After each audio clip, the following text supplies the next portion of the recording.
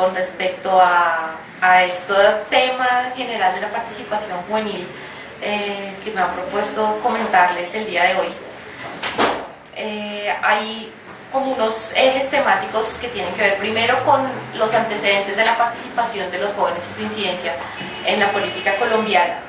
Al respecto, es interesante ver cómo en todas las épocas de la historia política los jóvenes o ciertos sectores juveniles sí han tenido influencia en la política, tanto en los partidos como en todo el sistema. Es decir, si uno se va incluso al siglo XIX, antes de que hubiera nacido oficialmente el Partido Liberal y Conservador y existían las sociedades democráticas, ya hay un grupo muy fuerte de jóvenes con influencia. La cuestión es qué jóvenes son y si realmente tienen agendas transformadoras, que son preguntas que también surgen con las agendas de mujeres o de minorías étnicas o de grupos muy específicos. Si realmente el hecho de que una persona sea de tal o cual característica implica que va a llevar esa agenda a un objetivo que favorezca a todo un grupo. En el caso de los jóvenes en Colombia, su participación ha sido relevante también en los partidos en la medida en que son el relevo generacional de las tradicionales familias políticas. Entonces, digamos que siempre ha habido ciertos jóvenes, lo que pasa es que representan intereses de o una concepción política de una familia o de un sector muy tradicional, por lo cual puede cambiar la cara, pero no necesariamente va a cambiar el discurso. Los partidos en Colombia, de todas maneras, sobre todo a finales del siglo XX, a finales de los 80, los 90, cuando había una crisis general provocada por la situación del narcotráfico, por la situación política, por la situación económica, pues hizo que sí se presentara, digamos, una renovación masiva.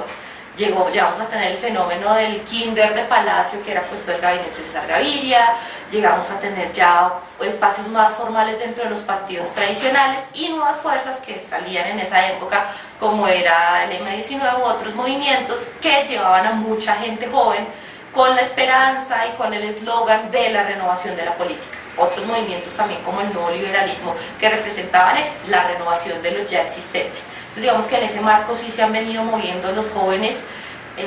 y han marcado cierto liderazgo. Ahora la cuestión es, ¿necesariamente un joven tiene que ser un líder para que su participación política sea efectiva? Creo que la preocupación para que realmente los jóvenes tengamos incidencia en los partidos, en las organizaciones y en el sistema político es más pensarnos como los mejores ciudadanos posibles, como los que más participan, los que critican, los que cuestionan y los que proponen. En ese sentido, también los que están mejor informados, los que comparten esa información y esas ideas, y pues con todas las posibilidades que vemos que tenemos ahora, deberíamos aprovecharlas mejor. Y en ese sentido, sí, informando y también participando en los diferentes procesos, ya sea electorales o organizativos que tengamos a nuestro alcance, podríamos tener más incidencia y no esperando que haya un joven líder o 5 jóvenes líderes que transformen todo, sino realmente una renovación que venga desde cada uno como ciudadano y en el papel que ejerce a la hora de votar y a la hora de participar en diferentes escenarios políticos. De todas maneras, pues los retos son muy grandes. Es difícil para un joven que quiera ya entrar en una estructura formal de un partido en Colombia meterse, digamos, de la nada. Cuentan pues obviamente las facultades, el liderazgo, lo que algunos llaman carisma, el conocimiento de las maquinarias, les gusten o no, pero creo que también cuenta mucho las relaciones y eso a veces hace un poco complicado y que la gente pierda interés en participar.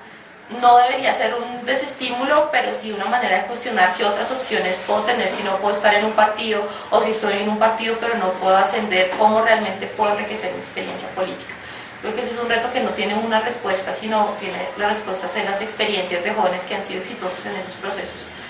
y que pueden, digamos, contribuir no a un manual, pero sí como a unas líneas de acción interesantes en la medida en la que se quiera realmente pues, participar en procesos electorales. La otra cuestión también es que política, bueno, no son solo elecciones, y desafortunadamente los jóvenes, como hemos visto repetidamente, ese es el escenario en el que más se buscan. Entonces, las listas que tengan jóvenes para que el partido parezca renovado, los jóvenes en las campañas para que parezca que hay muchas ideas nuevas, y los jóvenes repartiendo volantes afuera de las reuniones o recogiendo las firmas para que se inscriba un candidato específico, pues porque es el que necesita trabajo y es el que necesita plata y pues le pagan 1000 por firma. Entonces es una fuente de ingresos para mucha gente en esta época del año, y lo vamos a ver mucho más fuerte de aquí a octubre. Yo creo que es preocupante que se asuma que para eso es que son los jóvenes en los partidos. Depende también de, pues, si es la disponibilidad de mano de obra, pero pues digamos los partidos deberían ser un poco más organizados y demostrar que no es solo una cosa coyuntural y casi que de mano de obra barato para lo que necesitan a los jóvenes, sino que de verdad pueden verlos como personas que aportan, que construyen, que tienen que trabajar fuertemente como cualquier otro miembro de un partido y de una organización, pero pues que no solo están para repartir los volantes o para recoger las firmas. Yo creo que ahí sí es una cuestión complicada, porque uno no le puede decir a alguien que lleva 2 o 3 meses sin trabajo y le ofrecen 1.000 pesos por firma o 100 por volante, no lo haga, porque bueno, finalmente es cuestión de supervivencia, pero que también sea responsabilidad de los partidos, pues ver cómo las personas no solo les trabajan sobre todo los jóvenes les trabajan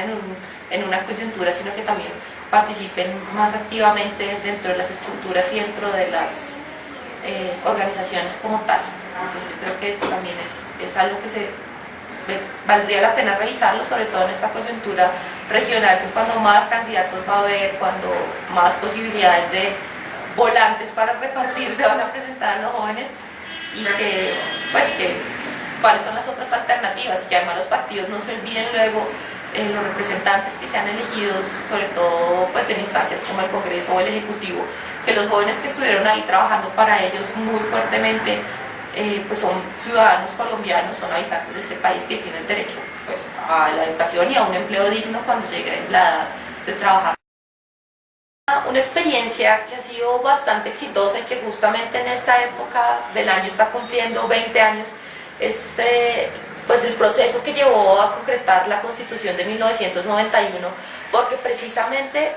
un movimiento muy fuerte de estudiantes universitarios fue el que empezó a promover, un poco sin tener claridad hasta dónde podía llegar su impulso, la Constitución del 91. Ellos empezaron a promover una Asamblea Nacional Constituyente a partir del voto de una séptima papeleta. En esa época, a finales de los 80, en los 90, no había los tarjetones inmensos con 10.000 fotos que hay ahora, sino que le daban un papelito al votante, un papelito en un sobre, y decía cuál era su candidato. Y en este caso, para las elecciones de 1990, ellos proponían que hubiese una séptima papeleta en la cual se le preguntaba a los colombianos, ¿está o no de acuerdo con llamar a una Asamblea Nacional Constituyente? Finalmente este movimiento logró apoyo luego de todos los sectores sociales, hubo un gran consenso y se llegó a llamar a esta asamblea y a promover una nueva constitución.